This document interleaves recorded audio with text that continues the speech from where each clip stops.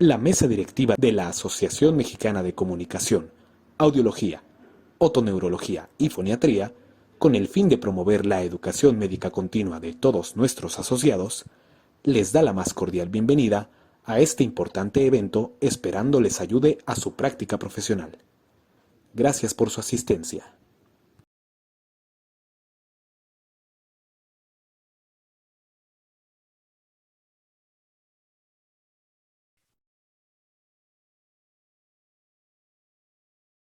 Hola, ¿qué tal? Muy buenos días a todos. Pues antes, muchas gracias por la invitación, por estar aquí.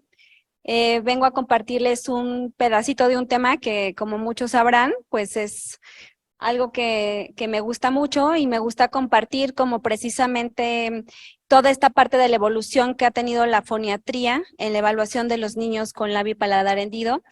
Y gracias. Y realmente este tema de la importancia de la valoración foniátrica, como verán, ahorita que les voy a presentar, que les empiezo a hablar de odontología, terapia de lenguaje, psicología, ¿qué tiene que ver con la foniatría? Pues todo. Y así inicio y así voy a concluir. Bueno. Sabemos nosotros que el labio y paladar hendido es un problema de salud. Todavía sigue siendo una de las causas congénitas más comunes, sobre todo aquí en nuestro país, en México. Estamos hablando que en promedio es uno de cada 700 niños nacidos que cursan con fisura del labio y paladar hendido. Se ha visto también a nivel mundial. Por ejemplo, las fisuras del labio con o sin hendidura son más frecuentes en Latinoamérica y en Asia y más frecuentes en hombres. Por otro lado, las fisuras palatinas aisladas se ven más en países como Canadá, Europa y es más frecuente en mujeres. Esto hablando como de estadísticas a nivel internacional. Aquí en México sigue siendo más común en varones y es más común el labio y paladar hendido. Y cada vez nos estamos dando cuenta de que las secuelas y de que el grado de hendidura con el que nacen estos pequeñitos son realmente importantes. Pero bueno, ¿en qué consiste la valoración foniátrica? Quizá ahorita mucho nos estamos enfocando en lo que es la insuficiencia velofaringea o si el niñito nace con la hendidura, ¿qué es lo que vamos a hacer? Bueno, aquí es donde vienen las incógnitas. ¿Cómo el médico foniatra se tiene que entrenar para saber qué va a hacer de acuerdo a cómo le llegue el paciente? Nos puede llegar ya una mamá que tuvo un antecedente de tener un niño con labio y paladar hendido y quizá ya tiene, o bien que le acaban de dar la noticia y que viene a buscar un equipo multidisciplinario. Entonces es un diagnóstico que apenas es ecográfico. El niño no ha nacido y el médico foniatra ya tiene que estar ahí a pie de la cama, o sea, en un mundo ideal, ¿verdad? Pero quienes tienen las posibilidades, así sucede, tiene que estar ahí ya para entrenar a la mamá. Y esta capacitación se da prenatal. Entonces, podemos tener este caso, podemos tener niños que acaban de nacer, recién nacidos, también qué va a hacer el médico foniatra, niños quizá un poquito ya más grandes, que no han sido operados y que vienen con ustedes porque realmente va a llegar con el médico foniatra con la esperanza de que ustedes los ayuden a hablar. Entonces, hablar y articular mejor. Y por otro lado, vamos a tener niños que a lo mejor ya fueron corregidos quirúrgicamente, o bien que fueron corregidos quirúrgicamente, pero tienen secuelas importantísimas y que no hay forma de que, aunque tengamos el mejor equipo de terapia, aunque ustedes tengan el mejor nasoendoscopio, lo van a hacer articular adecuadamente. Vamos a ir hablando paso por paso. Precisamente, como ya habíamos hablado, si nos llega, por ejemplo, un pacientito en etapa todavía que fue un diagnóstico ecográfico, vamos a ver que siempre va a ser el manejo del foniatra, terapeuta de lenguaje o estimulación temprana y odontopediatría, nutrición y psicología. Cuando nos llega un pequeñito que todavía apenas se hizo el diagnóstico de forma ecográfica, pues vamos a insistir todavía en la ingesta de ácido fólico. A veces nos llegan o puede verse mamis que se hicieron el ultrasonido, 20, 25 semanas de gestación, apenas se hizo el diagnóstico y nunca tuvo un control prenatal, pues no importa. Lo más que podamos prevenir de más secuelas en estos pequeñitos sería ideal. Entonces siempre hay que promover la ingesta del ácido fólico. Es importante aquí de inmediato apoyarnos en el consejo genético. En los dos casos, si la mamá ya tuvo un hijo con labio y paladar hendido, lo ideal es que mandemos a esa mamá a consejo genético. Si el bebé nace o tiene labio y paladar hendido, lo importante o lo ideal sería que al nacimiento ese pequeñito ya tuviera esta valoración. Es importante que descartemos cualquier otra causa sindromática de inmediato. Y obviamente el apoyo psicológico, tanto a la mamá, pero también a toda la familia. A veces aquí vemos que son pequeños que se quedaron con la abuelita, con la tía. Tenemos casos donde la mamá lo llevó y quizá por cuestiones de recurso solamente se le operó el paladar de niño, y todo este apoyo psicológico para la mamá y también hasta debe de estar aquí también la parte de instrucción del cómo va a manejar los recursos financieros, porque también es un gasto, ¿no? Entonces, finalmente es todo un apoyo y una asesoría a la familia, porque recordemos que parte del éxito que van a tener estos niños con la rehabilitación depende mucho de la parte familiar. Si no tenemos ese apoyo, van a ser niños abandonados, van a ser niños que a lo mejor van a estar operados, pero precisamente el resto del control ni odontológico, ni de terapia, ni las citas en foniatría, pues van a llevarse a cabo, y eso también influye en las secuelas que vamos a tener a largo plazo. Bien, como comentaba, lo ideal es que, bueno, si ya se hizo un screening ecográfico, que es el que se hace a todas las mamis, lo ideal es que en este screening, generalmente ya en las primeras semanas de gestación, ya se puede ver o tener el indicio de que ya hay alguna alteración morfológica craneofacial. Cuando ya nosotros vemos o ya se diagnostica en el primer ultrasonido, lo ideal es que ya se haga un ultrasonido tridimensional, más o menos después de las 25 semanas de gestación, precisamente para hacer ya un diagnóstico definitivo, si es labio o labio y paladar.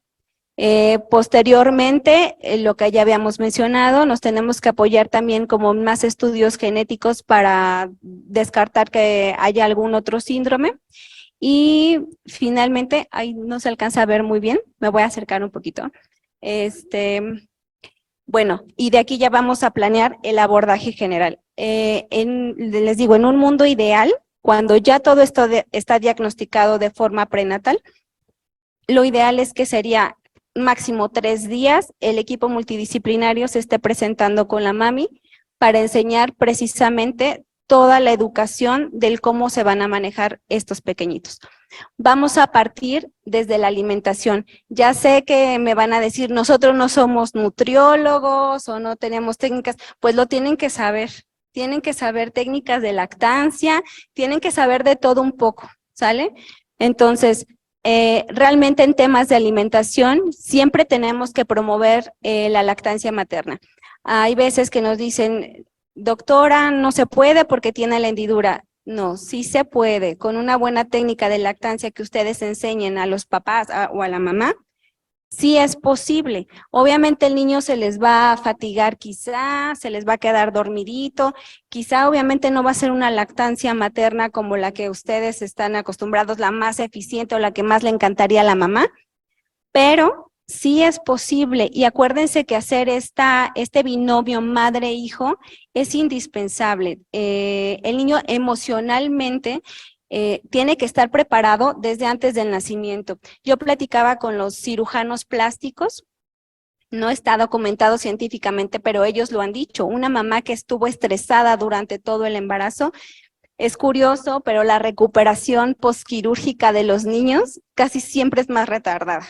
O sea, repito, no está documentado, pero por eso es importante educar a la mamá y a la familia para que esté lo más tranquila posible y pueda hacer esta relación madre-hijo como con cualquier otro pequeñito.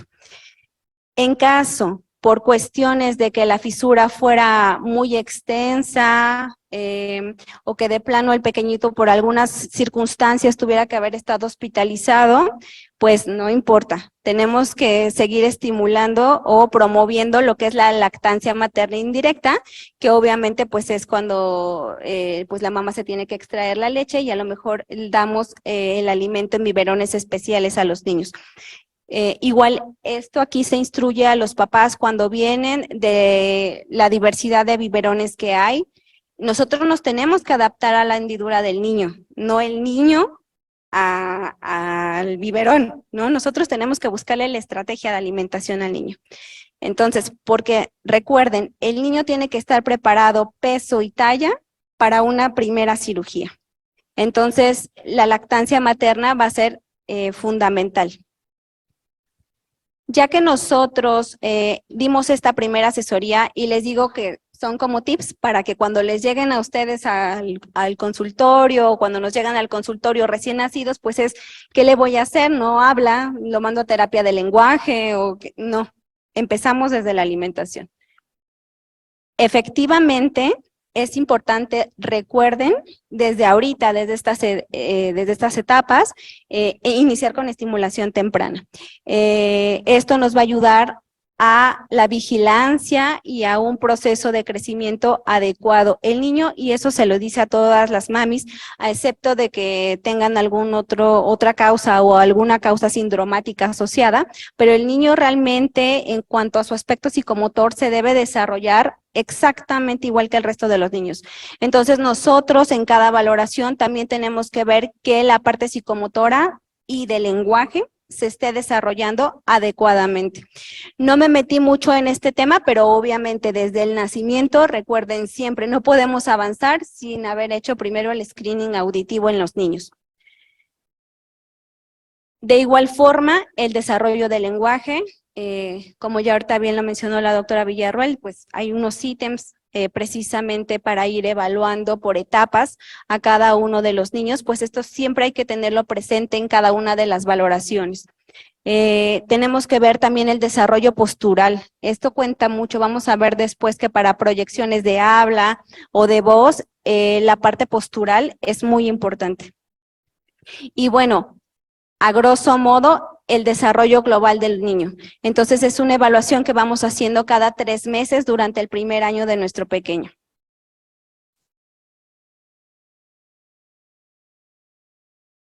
Y bueno, todo esto de que les platiqué es durante los 3 primeros meses de vida, nada más. Vamos a ver que la cirugía primaria del labio es algo que también nosotros tenemos que tener en consideración para que se le pueda explicar a los papás. No es que nosotros vayamos a operar, no vamos a decidir la técnica quirúrgica que va a elegir el cirujano, pero debemos de saber cuáles son las técnicas que existen, porque aunque no lo crean, sí hay ciertas técnicas que nos pueden dejar más limitación tanto en la motricidad orofacial como en la movilidad del velo del paladar. Entonces, siempre no es cuando se le da esta asesoría a la mamá, porque nosotros también damos estas asesorías sobre la parte prequirúrgica y quirúrgica, tenemos que hablar que la técnica quirúrgica ideal para ese niño es la que el cirujano mejor sepa hacer. O sea, donde el cirujano tenga más experiencia, esa es la cirugía ideal para los niños. Esta cirugía se realiza a los 3 meses de edad y siempre hay que estimular la parte de ortopedia prequirúrgica. Aunque hay algunos papers donde a lo mejor han hecho grupos con ortopedia prequirúrgica y sin ella, realmente se ha visto que cuando se utiliza la ortopedia prequirúrgica tanto para temas de lenguaje y tanto para fines estéticos es mejor. ¿A qué me refiero con ortopedia prequirúrgica, no? Generalmente siempre decimos aparatología, o trae una plaquita, pero cada plaquita me va a influir a mí o para comer, o para hablar, o para las dos cosas, ¿no? Y la plaquita cambia de acuerdo a la edad. Si es recién nacido, o sea, precisamente como su nombre lo indica, si es prequirúrgico, si es escolar, si es adolescente, si ya es adulto. Entonces, pues realmente tenemos un reto importante de conocer un poquito más allá de nuestra frontera. Aquí, por ejemplo, la ortopedia prequirúrgica que se hace antes de la cirugía son plaquitas precisamente de acrílico y el uso de conformadores nasales. Aquí va a haber un tema, porque lo que les decía, precisamente en hendiduras severas, pues el tema de la alimentación se me ve afectada. Y entonces es aquí donde entra el médico foniatra también. Entonces, igual, tenemos que buscar técnicas de alimentación, porque ¿este niño se me puede broncoaspirar? Sí, sí tengo una mala técnica de alimentación, pero también es muy triste ver niños con labio y paladar hendido, con gastrostomías, porque no se les supo dar una buena técnica de lactancia a la mamá o una buena sugerencia de alimentación. Si el niño tiene toda la parte neurológica y lo que habíamos dicho, desarrollo psicomotor para comer, no le veo el por qué un niño tiene que acabar con una sonda. Entonces, desde aquí tenemos que empezarnos a formar. Siempre el trabajo con odontopediatría es importantísimo, porque yo le puedo decir, ¿sabes qué? Tu placa, yo estoy viendo que me está obturando de más y el movimiento velar no está siendo suficiente, me está ocasionando más regurgitación nasal, ayúdame un poquito a rebajar tu placa. Y entonces es donde trabajamos en conjunto, no está peleada una cosa con otra. A veces se solicita mejor que quitemos la parte de la ortopedia prequirúrgica con fines de la alimentación, porque obviamente los papás se estresan, el médico se estresa y es mejor quitársela, ¿no? En lugar de a lo mejor aprender a trabajar en equipo y solicitar lo que nosotros estamos viendo que necesitamos. Bueno. Eso hablando del labio, primero hacemos esta parte de la ortopedia prequirúrgica, lo estaba olvidando, nosotros nos basamos precisamente en vigilar, por ejemplo, que el niño esté con esta parte de la unión o del primer enlace, ¿no? Para acercar o confrontar lo que no son los procesos, es la piel. Y esto le ayuda al cirujano que al momento de la cirugía haga menos tensión. Entonces nosotros tenemos que vigilar desde etapas tempranas que nuestro niño ya esté con este manejo y obviamente las plaquitas obturadoras que ayudan a la alimentación, a que disminuya la regurgitación nasal y obviamente también a confrontar lo más que se puedan los procesos palatinos.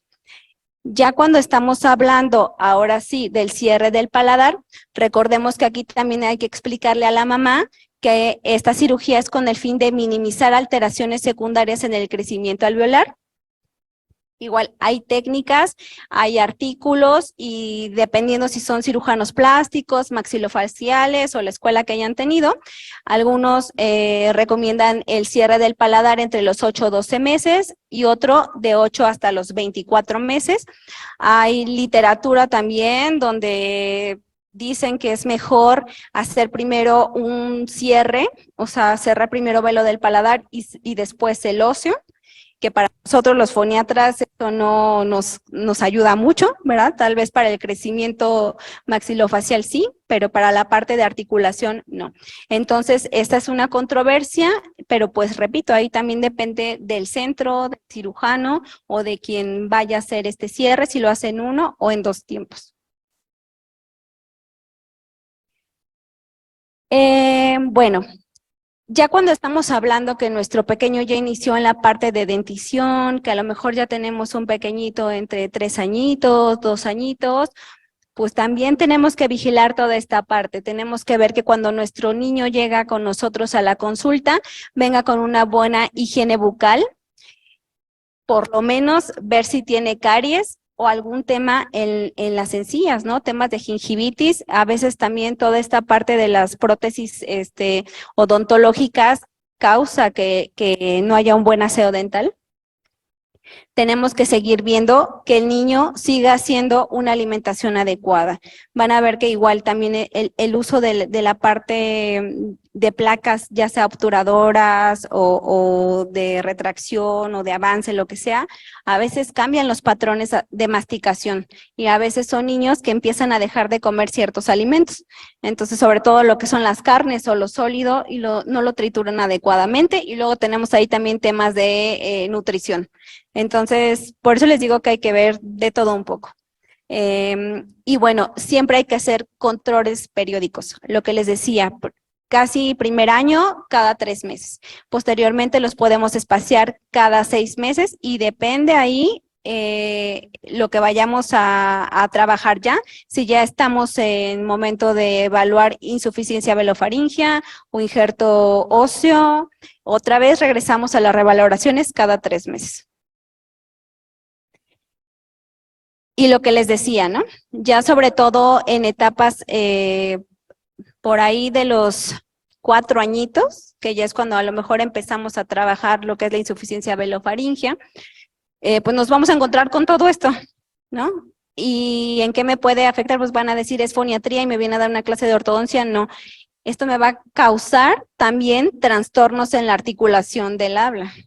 Y entonces es aquí donde trabajamos con terapia del lenguaje y decir, no vamos a remover la plaquita, vamos a buscar mejor estrategias de articulación.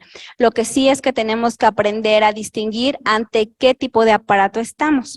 A lo mejor únicamente estamos ante un tratamiento de ortodoncia de alineación de piezas dentarias, que no me va a causar mayor problema, pero quizá ya estamos con un tratamiento de máscara facial, que aquí por más que yo lo quiera tener en terapia de lenguaje, de verdad, la apertura y cierre de la articulación temporomandibular es muy poca.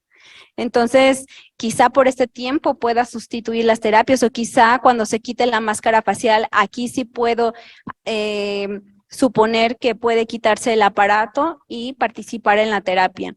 O bien, a lo mejor, si ya nos encontramos ante un tratamiento de distracción dentoalveolar, no hay forma de que yo le quite este aparato. Entonces, básicamente es saber cómo trabajar. Si yo tengo un pequeñito que tiene fístulas importantes y están en terapia de lenguaje, bueno, el aire va a seguir escapando porque tiene una fístula. Bueno, me puedo apoyar a lo mejor en un botón palatino para que el niño pueda encontrar punto y modo de articulación, ¿no? Entonces, repito, es adaptarnos a las circunstancias del niño y al caso clínico que estamos viendo. No es una receta de cocina y es aquí donde el título del tema pues hace mención, ¿no? Esta es la importancia de la foniatría, que sepamos nosotros cómo guiar el tratamiento de ese niño para saber qué ir indicando en cada momento de sus tratamientos. Cuando nosotros hablamos de una intervención foniátrica, y les digo, suena como muy fácil, lo que les decía, pues nosotros a lo mejor hacemos valoraciones cada 3 meses desde el nacimiento, ¿no? Nos apoyamos a lo mejor en estimulación temprana hasta antes de los 2 años de edad. Siempre toda la parte neurocognitiva, de lenguaje, desarrollo psicomotor, también se manejan, por ejemplo, situaciones de aversión alimenticia o trastornos de deglución. Todo eso tiene que estar corregido antes de los 2 años de edad. Vamos a ver que de los 0, a los 24 meses, es un programa de lenguaje más que nada como integrado, lo que se le sugiere que tome el niño, lo que les estaba comentando ahorita, del desarrollo psicomotor y del lenguaje. De los 30 a los 36 meses ya podríamos estar hablando de una estimulación lingüística en general. Y quizá aquí, si ya vemos que el niño se encuentra en el nivel de lenguaje que tiene que estar, bueno, pues entonces ahora sí, hacer una evaluación apropiada, ¿no? de lenguaje para poder mandar a terapia si es que así lo requiere. Pero estamos hablando aquí todavía de que lo que tenemos que organizar es esta parte cognitiva del lenguaje, ¿no? Poner al niño al nivel del lenguaje que tiene que estar para la edad.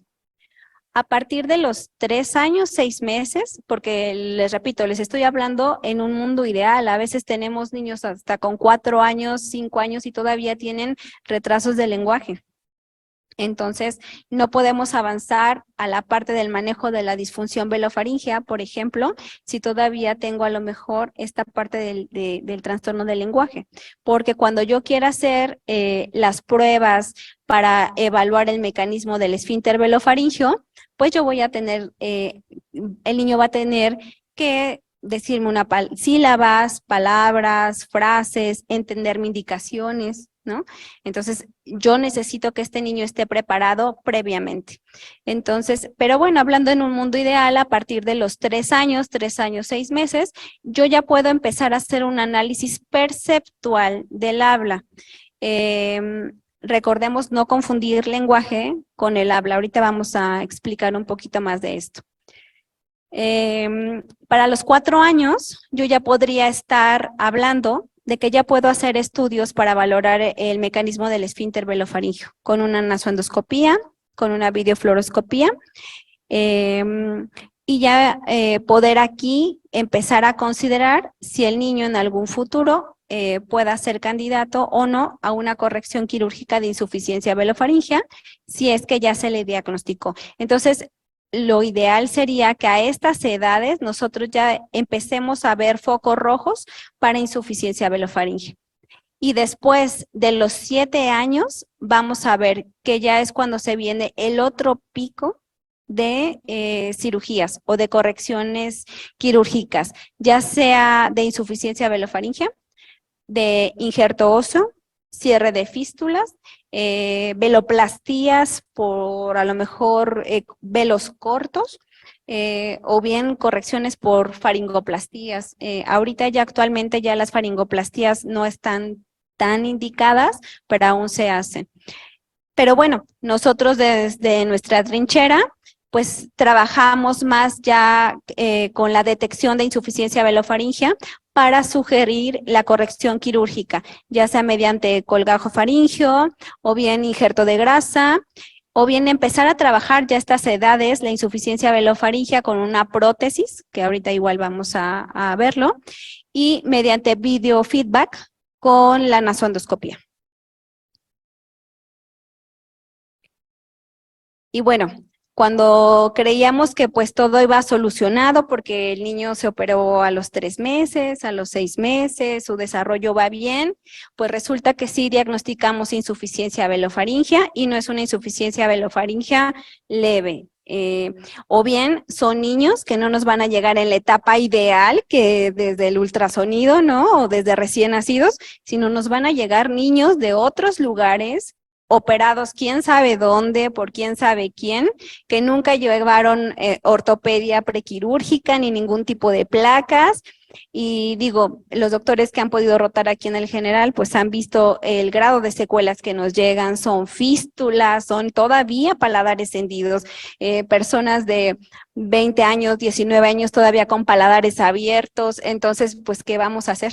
¿No? Y ahí viene el otro reto del foniatra, porque pues, ¿qué vamos a hacer? Pues otra vez vamos a partir desde una muy buena historia clínica. Recuerden que de aquí siempre se parte todo. Tenemos que ver la integridad de los órganos articuladores.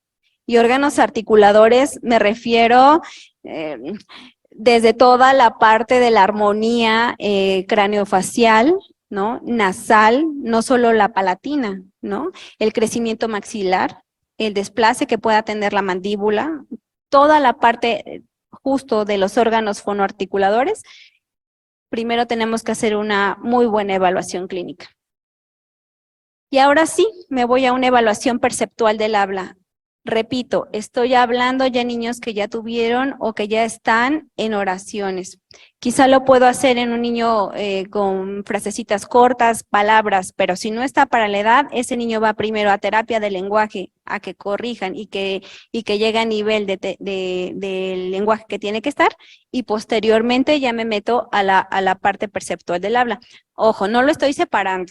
A veces en la misma terapia del lenguaje, obviamente están trabajando la parte de articulación, la parte de mejoría del escape nasal, ¿no? Pero sí es importante que tengamos entendido este significado de la integridad del lenguaje antes de llegar a este punto.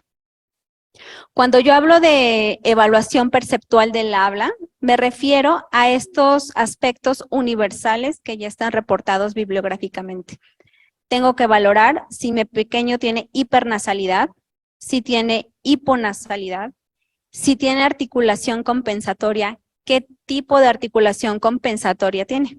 Golpe glótico, fricativa faríngea, fricativa nasal anterior, fricativa nasal posterior, golpe palatal, en fin.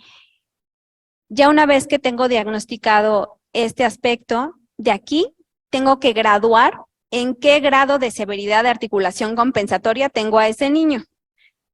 Estoy hablando de un niño que es constante, que no se le entiende absolutamente nada, o bien que sí me corrige cuando yo intento corregirlo, o bien un niño que se autocorrige ya solo, o aquel niño que la articulación compensatoria ya es inconstante,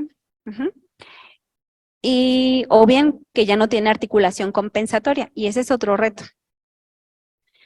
También tenemos que valorar la emisión nasal y los rasgos o rangos globales, perdón, de la insuficiencia velofaringea. ¿Se entiende? ¿Ese niño se entiende el mensaje que está dando?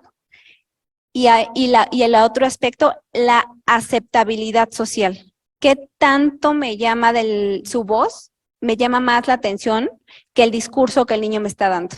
Entonces, como pueden ver, solo en esta partecita es una evaluación, y es una evaluación que tenemos que estar haciendo constantemente. Y esto es lo que nosotros ahí nos apoyamos en terapia del lenguaje, ¿no? Es lo que nosotros vamos a reportar y son los objetivos iniciales de a dónde yo quiero llegar. Nos podemos apoyar también en evaluaciones complementarias, ¿no? Hablando, por ejemplo, a lo mejor del análisis acústico de voz, que, bueno, ya como muchos conocerán, pues es un software, ¿no? Que nos ayuda a determinar precisamente, como aquí su nombre lo dice, las características acústicas de la voz. Pero también, bueno, podemos tomar escalas también de la articulación, ¿no? Cuando queremos ver formantes del habla, bueno, en este caso, pues nos podrían apoyar, nos podrían ayudar. Test de emisión nasal, que suena a lo mejor muy sofisticado, pero literal es con un espejito que está graduado y nosotros podemos afonar a nuestro paciente y vamos viendo el grado de emisión nasal por fonemas, ¿no? Lo que siempre igual platicamos aquí, no solamente son fonemas velares, tenemos que evaluar consonantes de alta presión y vocales abiertas, cerradas, etcétera.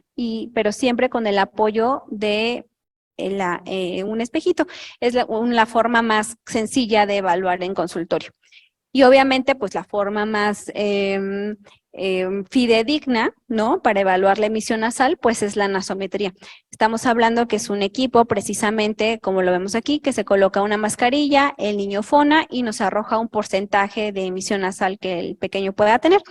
Lo pongo como breviario cultural, porque en México pues no hay nasómetros, solamente hay uno que está para el estudio de las lenguas mexicanas, pero digo, es como parte de la cultura general para que sepan que esto sería lo ideal y también es como más como fines de investigación.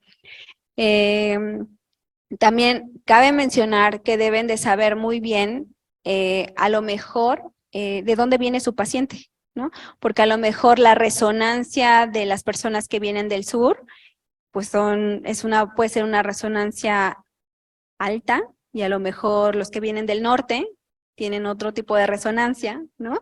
Y a lo mejor no vamos a estar batallando con una resonancia que ya es propia del lugar del niño, ¿no? Entonces hay que saber identificar cuando a lo mejor estamos ante un tema de insuficiencia velofaringea y por eso es el trastorno de resonancia. Ya una vez que hicimos todo esto, toda esta evaluación, nosotros tenemos que preparar a nuestro niño para tener un buen estudio de nasolaringondoscopía.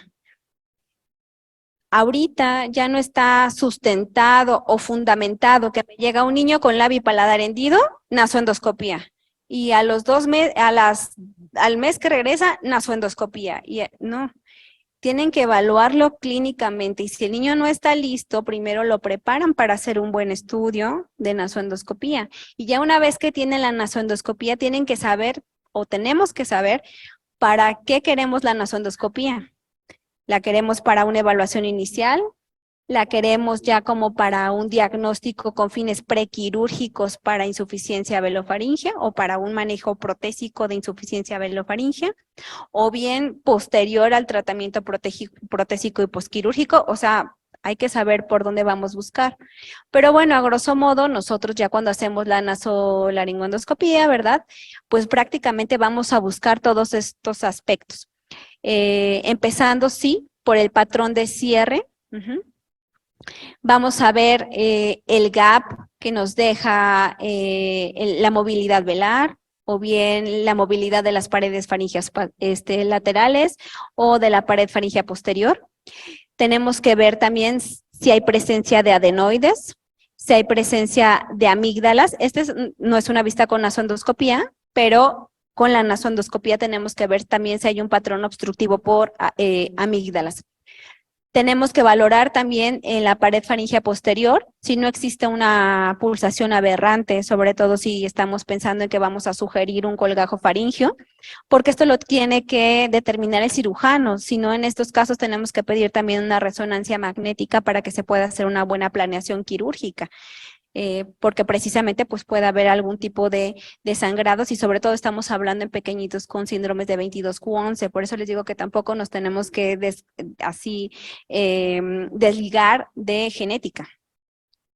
Y obviamente pues la evaluación general de nuestra laringe, ¿no? Que ya sabemos, valéculas, senos piriformes, cartílagos, cuerdas vocales, etcétera. Y todo esto lo reportamos, se hace un informe para el cirujano, pero que también lo sepa la terapeuta del lenguaje, pero que también lo sepa el odontopediatra, o el odontólogo, perdón, porque es lo que yo voy a manejar. Y quizá también que lo sepa psicología también el acompañamiento es durante todo el tratamiento, porque son tratamientos invasivos. De verdad son invasivos. Entonces tenemos que cuidar también mucho la integridad de nuestro paciente. Y bueno, ya con todo esto, pues ya puedo decir qué diagnóstico tiene mi paciente, ¿no? Así como muy sencillo, pero sí. Bueno, sí, ya puedo decir si tiene una disfunción velofaringea. Tengo que determinar el grado de hipernasalidad que tiene nuestro paciente, leve, moderado, severo, si existe o no una hipertrofia adenoidea o amigdalina, ¿no? Y en caso de ser así, y en caso de que el niño sea candidato para un colgajo faríngeo, pues hay que mandarlo a otorrinolaringología para que primero haga el retiro de ambas, tanto de adenoides como de amígdalas. Y posteriormente, dentro de 6 meses, se hace una revaloración nuevamente con la nasoendoscopía, una videofluoroscopía más, y ya podemos valorar la parte quirúrgica. Y obviamente, pues hay que descartar que no haya ninguna patología laringea, porque también eso hay que trabajarlo, hay que manejarlo en caso de que veamos que haya alguna lesión en cuerdas vocales, o a lo mejor un mal uso de la voz. Y obviamente lo que les decía, por ejemplo, en el caso del 22q11, descartar que haya síndromes concomitantes. Y bueno, ya en esta etapa, ya una vez de diagnóstico de insuficiencia velofaringea, lo que les comentaba, ok, estoy ante un caso de articulación compensatoria con insuficiencia, vámonos a terapia. Ok, no se va a quedar en terapia eternamente, vamos a estarlo reevaluando y máximo este pequeñito que nos llegó con insuficiencia velofaringea, en 6 meses tenemos que ver por lo menos ya la salida o que el niño sea capaz de fonar la mayor cantidad de fonemas velares. Ya una vez que el niño corrigió lo más que se pudo la articulación compensatoria, entonces ahora sí me voy a hacer una nueva nasondoscopía y quizá en pensar en una videofluoroscopía. Ya una vez que tengo estos dos estudios complementarios, porque son complementarios, uno me va a visualizar todas las estructuras anatómicas, que es la nasondoscopía, y la videofluoroscopía sí me va a poder ayudar a hacer una planeación quirúrgica, pues entonces ahora sí nos vamos a cirugía o bien a prótesis. Y otra vez, terapia. Y nuevamente el control con foniatría y así hasta que lleguemos el alta. Lo importante de esto es que no tengamos a niños eternizados en una terapia, cuando a lo mejor le podemos ofrecer otras estrategias de tratamiento y también saber hasta dónde llegó este pequeño. Y dentro de este manejo podemos tener muchas aristas y muchas opciones, desde la terapia tradicional, ¿no? Si vamos iniciando, a lo mejor con corrección de articulación compensatoria, como ya lo había dicho, y escape nasal, a lo mejor ya el uso del feedback, ¿no? Donde del pequeño pueda escucharse y autocorregirse, pero aún sigue siendo una terapia común, a lo mejor con el terapeuta, o a lo mejor estrategias en casa para que el niño también lleve un programa en casa. Igual ya tenemos que ver esta parte de los modelos de lenguaje integral, pero bien, también ya nos podemos apoyar a lo mejor en la parte protésica, como les decía. La parte protésica para la corrección o la terapia o el manejo de la insuficiencia velofaringea es un paso prequirúrgico. ¿A qué me refiero?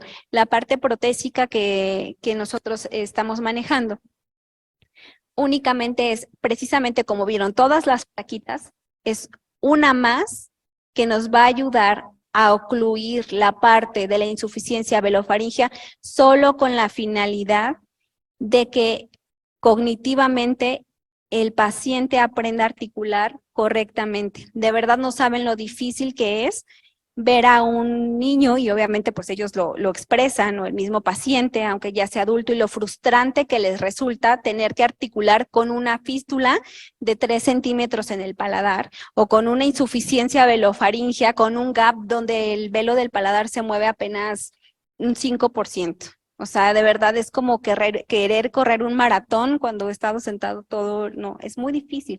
Entonces, para esto nos apoyamos en prótesis palatinas, ¿sí? Repito, esto es en trabajo con ortodoncia, con ortopedia, nunca lo hemos hecho por separado.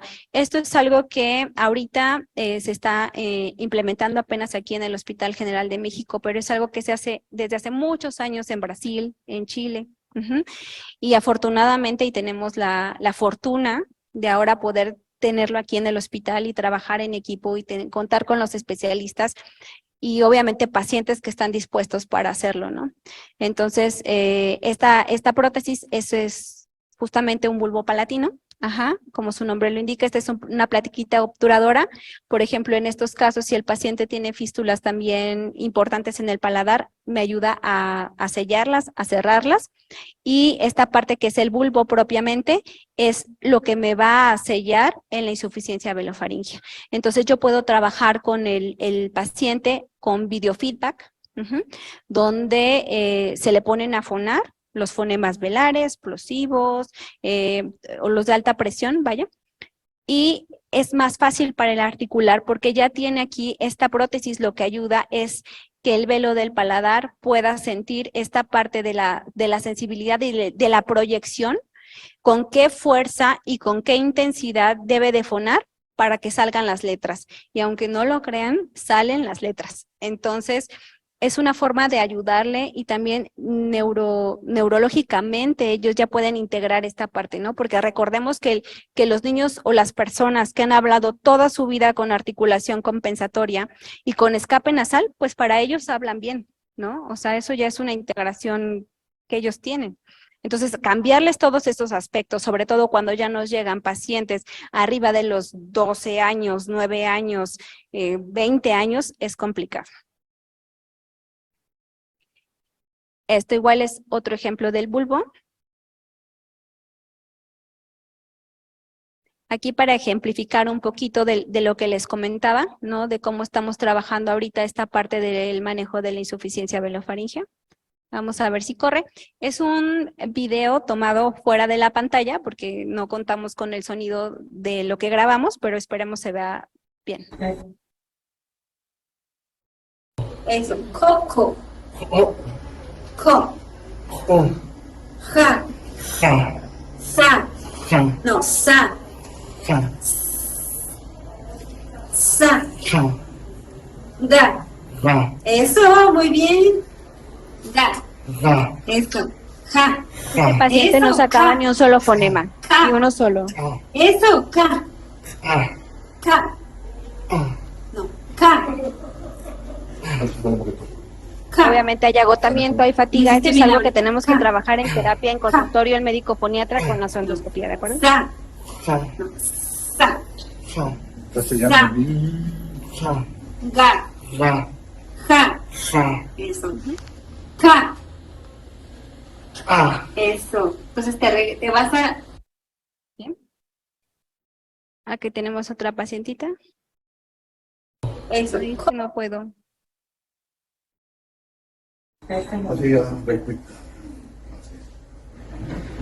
Esto, Rosita, es el bulbo, ¿eh? Ca, ca, ca. Ja, ja, ja. Ja, ja, ja. Ja, ja, ja. Ga, ga, ga. Ga, ga, ga. Sa, sa, sa. Sa. Estamos hablando que este es el día 1 de que se les colocó el bulbo. Da, da, da. Ga, ga, ga. Ga, ga, ga. Ga, ga, ga. Pa, pa, pa. Pa, pa, pa. Sa, sa, sa. Sa. A ver, di. Ta, ta, ta. Ta, ta, ta. Puta. A. Come. Hombre. Coco. Coco. Ahí todavía hizo articulación compensatoria, por ejemplo. A ver, di. Julia. Jala. Quizás un poco acá, ¿no? Un Y poco ahí, acá, por ¿no? ejemplo, lo que vemos con odontología es decirle al médico foniatra, ¿sabes qué? Necesito que cierre un poquito más acá porque es donde estoy viendo que le hace falta la movilidad del lado derecho, lado izquierdo, o solo 2 milímetros justo en esta puntita.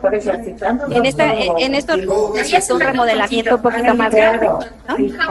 Pero obviamente no podemos dejar tampoco que los bulbos sean tan grandes porque imagínense, estuvieron acostumbrados a una disfunción importante, a una movilidad velar insuficiente y de repente se bloquea, tienen problemas de repente para comer, tragar la saliva al inicio. Y quizá no debería de pasar. Si hay dificultad para pasar el aire, hay que corregir el sesgo, hay que rebajarlo. Sí, está bien, nada más un poquitito. Entonces, De este lado, ¿no? esto es algo que le da también al paciente mucha motivación, porque a lo mejor es otra alternativa más de estar en consultorio repitiendo coco, sushi, gato, y que para ellos sea interminable, ¿no? Es una alternativa. Esto únicamente lo que me lleva es que corrijan articulación compensatoria y si en algún punto meterlos a protocolo para colgajo faríngeo y ahora sí corregir de forma quirúrgica la insuficiencia velofaríngea.